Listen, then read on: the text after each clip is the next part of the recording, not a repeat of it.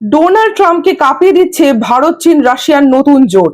একই ফ্রেমে ধরা দিলেন মোদি, শি জিনপিং এবং পুতিন। সোমবার এসসিও সম্মেলনে তিন দেশের প্রধানদের একই সাথে খোশ মেজাজে আড্ডা দিতে দেখা গেছে।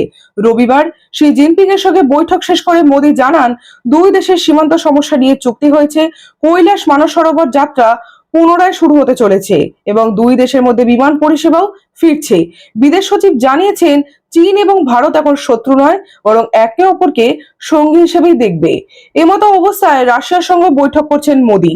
মার্কিন চাপকে উপেক্ষা করে বিপুল পরিমাণে রুশ তেল কিনছে ভারত।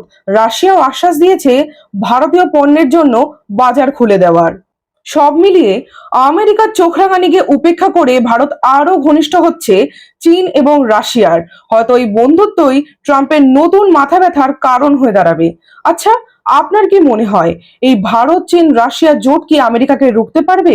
কমেন্টে জানান আর ভিডিওটি অবশ্যই শেয়ার করবেন।